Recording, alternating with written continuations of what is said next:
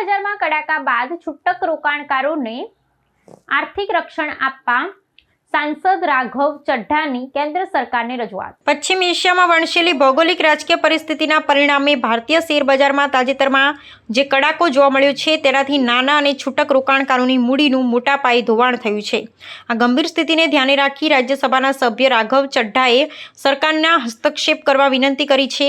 તેમણે ભારપૂર્વક જણાવ્યું છે કે વૈશ્વિક અનિશ્ચિતતાની સીધી અસર ભારતના સામાન્ય પરિવારોની બચત પર પડી રહી છે, જે ચિંતાનો વિષય છે। આર્થિક વિશ્લેષણ રજૂ કરતા सांसदे सूचव्યું કે શેરબજારમાં આવેલી આ અચાનક ગિરાવટ માત્ર બજારની પ્રક્રિયા નથી, પરંતુ તે સામાન્ય નાગરિકોના આર્થિક આત્મવિશ્વાસને ડગમગાવી રહી છે।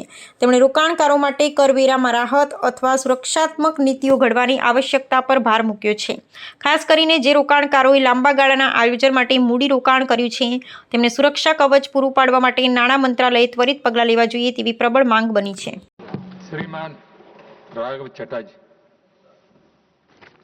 Thank you sir. West Asia में जो ऑनगोइंग एस्केलेशन चल रही है उसके चलते सर ग्लोबल फाइनेंशियल मार्केट्स में एक वोलेटिलिटी देखी जा रही है और भारत में भी सर शार्प इरोजन देखा गया है इन्वेस्टर वेल्थ में। सर ये इंडिया का क्राइसिस नहीं है, इंडिया इस कॉन्फ्लिक्ट का हिस्सा नहीं है, भारत के इकोनॉमिक फंडामेंटल्स अभी भी स्ट्रांग है, लेकिन फिर भी इस जियोपॉलिटिकल ग्लोबल शॉक के चलते हमारी अर्थव्यवस्था और खास तौर पे भारत का बाजार इंडियन स्टॉक मार्केट को एक शॉक लगा है।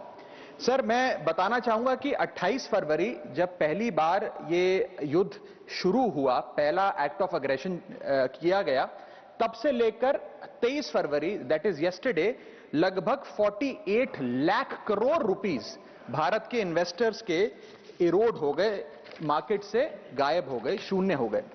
एफपीआईज ने 52,000 करोड़ रुपए 1 मार्च से लेकर 15 मार्च के भीतर भारतीय बाजार से निकाल लिया, रुपया 94 पहुंच गया। ये तमाम चीजें एक रूटीन करेक्शन नहीं है सर, ये कॉन्फ्लिक्ट ड्रिवन शॉक है। मेरी चिंता है सर कि भारत में लगभग 13.5 करोड़ इन्वेस्टर्स हैं जो लगभग 21 करोड़ डीमैट अकाउंट्स के माध्यम से निवेश करते हैं, और खास तौर पे इस वर्ग में SIP investor, first time retail participant, salaried middle class और रिटायरीज जो लॉन्ग टर्म सेविंग्स के लिए निवेश करते हैं, उनकी चिंता है जो मैं सदन में व्यक्त करना चाहता हूं। सर वेस्ट एशिया की जो जंग है वो हमारी जंग नहीं है, लेकिन उसके शॉक भारतीय बाजार में देखे गए। It is a black swan event because it has been triggered suddenly, externally, and it is unrelated to the underlying Indian economic fundamentals. But sir, Bharat may not be failing, but India is certainly being hit by this shock. और मेरा सरकार से ये अनुरोध रहेगा that the government, when they encourage citizens to enter the global markets or the capital markets in particular, the government cannot disappear when external shocks hit the household wealth. इसीलिए मैं अनुरोध करता हूं कि कुछ रिलीफ भारत के इन्वेस्टर को सरकार द्वारा दिया जाए। पहला रिलीफ जो हो सकता है सर वो ये है कि रिटेल इन्वेस्टर को टारगेटेड रिलीफ दिया जाए। आज जब भारत का कोई इन्वेस्टर बाजार में शेयर खरीदता है, रिटेल इन्वेस्टर, तो उसे ब्रोकरेज, एसटीटी, एक्सचेंज चार्जेस, इस सर्विस चार्ज पर जीएसटी और स्टैंप ड्यूटी देना पड़ता है, और ये सब जूझने के बाद यदि मुनाफा होता है तो 20% short term capital gain tax और 12.5% long term capital gain tax लगता है।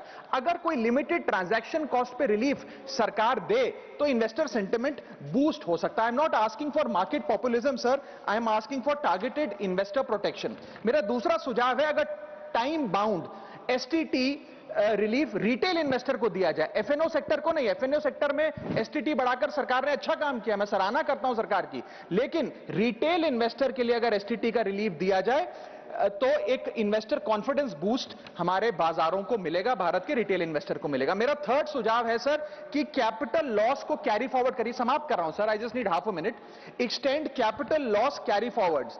आज भारत का इनकम टैक्स जो लॉसेज होते हैं बाजार में, उन्हें 8 साल तक कैरी फॉरवर्ड करने की अनुमति देता है। इसे बढ़ाकर 12 से 15 किया जाए इस क्राइसिस विंडो में जो लॉस बुक हो रहा है। Sir I am just finishing sir, special crisis period tax treatment, one time relaxation for retail taxpayer for this notified stress period. And sir, finally my suggestion is कि लो friction rebalancing अगर portfolio में mutual fund investor करता है, मान लीजिए वो equity से date fund की ओर जाना चाहता है इस सेबी नोटिफाइड स्ट्रेस पीरियड में, तो उसे इसकी अनुमति मिलनी चाहिए with very limited expense ratio. And lastly the government must emphasise on strong public communication.